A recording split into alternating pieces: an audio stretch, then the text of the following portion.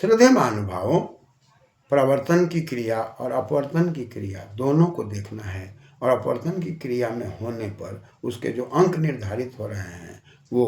अपवर्तनांक की व्यवस्था दिखाई पड़ रही है। ये सारी की सारी व्यवस्थाएं वेद मंत्रों के द्वारा संचालित है, और वेद मंत्र में वहाँ पर वो नेत्र गोलक से और सूर्य के गोलक से तुलना करके और साफ साफ प्रकाश की किरणों की दिशा विदिशा, किरणों का फैलना साफ साफ स्पष्ट दिखाई पड़ता है। कहा कि विपश्चिता, ये विपरीत दिशा में जा रही हैं, ये किरणें एक तरफ से दूसरी तरफ तीसरी तरफ फैल रही हैं। वहाँ पर हम कल्पना करते हैं कि ये किरणें आई, नेत्रों में प्रवेश कर गई और नेत्रों के द्वारा पुनः वस्तु की ओर गई और वस्तु से पुनः नेत्रों में आई, और इस प्रकार से हम वस्तु को देख करके समझ करके लोकाचार का व्यवहार करते हैं। इन किरणों का आना जाना न हो तो लोक व्यवहार हमारा गलत हो जाएगा। अतः नेत्र को इस जीवन जीने की शक्तियों में सबसे उत्तम साधन बताया गया है, और इसी के माध्यम से ही जीवन जीने की अभिव्यक्ति, जीवन जीने की तृप्ति दिखाई पड़ती है।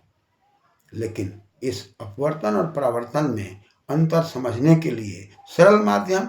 और सघन माध्यम, दो माध्यमों की चर्चा करके समझाया जा रहा है। जल में जब किरणें जा रही हैं तो जल के अंदर किरण जाने पर सघनता से वह अभिलंब के नज़दीक आने के कारण हम यदि किसी भी जल में यदि कोई लाठी या छड़ी को रखते हैं तो वह तिरछी दिखाई पड़ रही है, यानी कि वह अपवर्तित होकर के उनकी किरणों के माध्यम से वस्तु को ऊपर उठा करके और हमको ऊपर उठा हुआ टेढ़ापन की ओर दिखाई पड़ रही है। वो जो किरणें टेढ़ापन की ओर वस्तुओं को दिखाई दे रही हैं, ये जो अपवर्तन की क्रिया है, परावर्तन की जो क्रिया है, इस दोनों क्रियाओं को समन्वय करके हमें और आपको समझने की आवश्यकता है। इसलिए इसको समन्वय करके समझने के लिए हम इधर परावर्तन को समझते हैं और उधर अपवर्तन को समझते हैं, आपतन को समझते हैं, परावर्तन को समझते हैं, और अपवर्तन से समझ करके पुनः हम कोण की चर्चा करते हैं। कुनति कोण,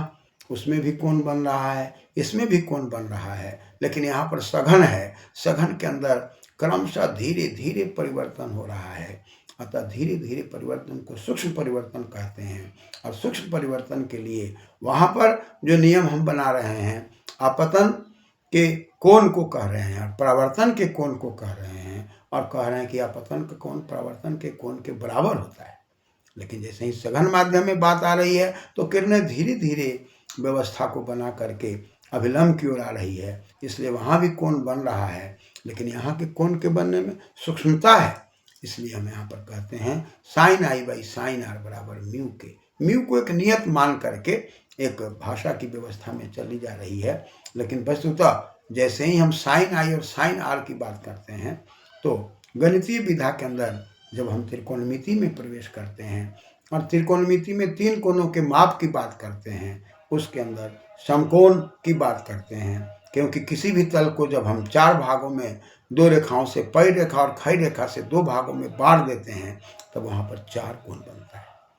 और वो चारों कोण बराबर बराबर होता है, और वह कोण 90 डिग्री का होता है, इसलिए उसको समकोण कह रहे हैं। अतः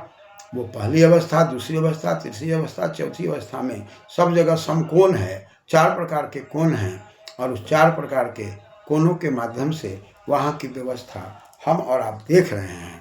ठीक उसी प्रकार से यहाँ पर जब हम आपतित किरण के माध्यम से आपतन का कोण बन रहा है, यहाँ भी अपवर्तन में कोण बन रहा है, लेकिन कोण की सूक्ष्मता अधिक हो जा रही है। इसलिए जैसे वहाँ पर त्रिकोणमिति में त्रिभुज देख रहे हैं और त्रिभुज के अंदर लंब देख रहे हैं, त्रिभुज के अंदर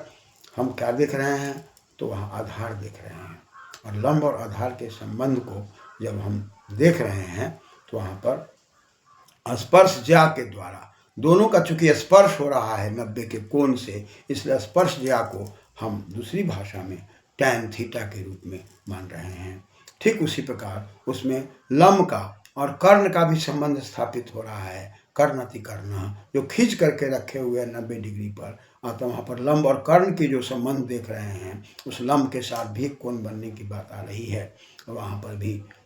एक कोण बन करके मान लिया जाए कि हम उसको कल्पना करते हैं कि आई कोण बन रहा है और कल्पना करते हैं कि आर कोण बन रहा है, तो एक तरफ हम उसी कोण को साइन आई के रूप में मान रहे हैं,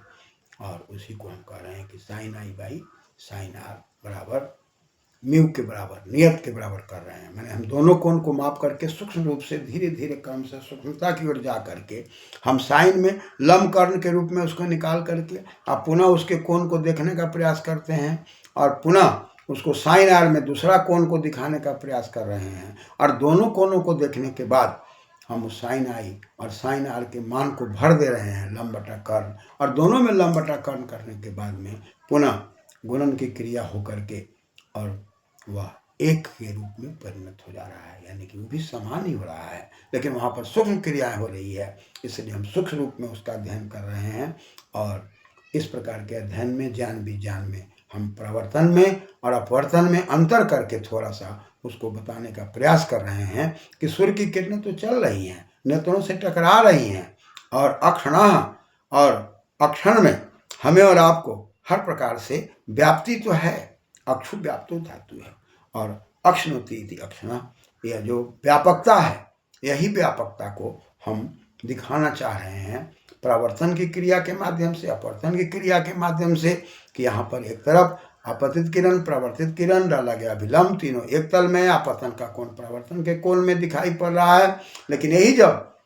स्लेब के अंदर जा रहा है या सघन की ओर जा रहा है या दूसरे तल में जा रहा है या दूसरे माध्यम में जा रहा है, तो उसमें अंतर होता जा रहा है। ठीक उसी प्रकार आँख के अंदर रेटिना पर भी इन चीज़ों को दिखाया जाता है लेंस के माध्यम से, चाहे वो अवतल लेंस हो, उत्तल लेंस हो या तलावतल लेंस हो, कई प्रकार के लेंस की कल्पना करके अब वहाँ भी इसी प्रकार से ज्ञान विज्ञान को बढ़ाने का प्रयास किया जा रहा है। लेकिन सारे के अंदर ये सूर्य की शक्ति और चक्षु की शक्ति और कनिकम नेत्र की शक्ति और एक दूसरे से भ्राजित होने की शक्ति, परावर्तित होने की शक्ति, अपवर्तित होने की शक्ति का सूक्ष्म रूप से भेदीकरण करने के लिए वेद मंत्रों से ये आधार लिया गया है। और इस आधार को समझ करके पुनः हम लोकाचार में, जगत में उसी को कल्पना करके हम पठन पाठन के अंदर उसको आगे लेकर के चल रहे हैं। इसलिए कहा आरोह, आ कहते हैं आकर्षक रूप से, री कहते हैं बीज जर्मनी, जहाँ से उत्पत्ति हो रही है। सूर्य की किरणें न होती,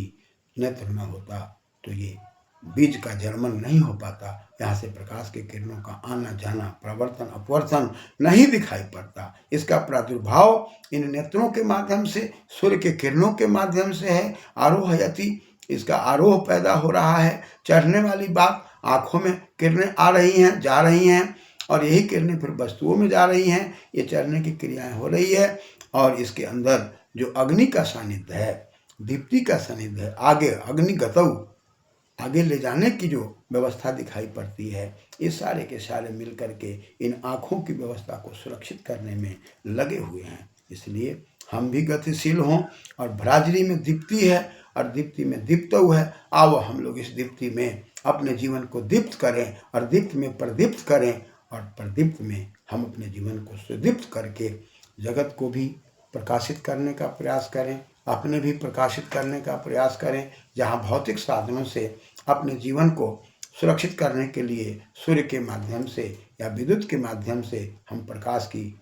ओर जाते हैं, ठीक उसी प्रकार विवेक बुद्धि के माध्यम से जीवन के तत्वों को समझने के लिए हम वैदिक शक्तियों के माध्यम से आगे बढ़ते हैं, समर्थित होते हैं, और धीरे धीरे क्रमशः हम इन लेंस की चर्चा करके अवतल दर्पण में कैसे वस्तुओं को रखते हैं और कौन वस्तुएं कहाँ पर रखने के बाद किस प्रकार का प्रतिबिंब और किस प्रकार से बिंब, और बिंब और प्रतिबिंब में किस प्रकार से हम संबंध स्थापित करते हैं, और किस प्रकार से उसके अंदर चित्र की बात करते हैं, और कैसे हमारे नेत्रों के माध्यम से वस्तुओं का चित्र नेत्रों में बनता है, और ठीक प्रकार से चीयते चित्रम, जहाँ हम एक दूसरे को पहचान कर पाते हैं। यह वही व्यक्ति है जो मेरे मामा के रूप में है, दादा के रूप में है, नाना के रूप में है। उनकी आकृति को हम पहचानते हैं, और आकृति के भ्रम होते ही हमारा पहचान भी समाप्त हो जाता है। इसलिए ईश्वरीय ताकत के अंदर वो परम पिता परमात्मा की कौन सी अनमोल शक्ति है जिसने इस प्रकाश का सृजन किया,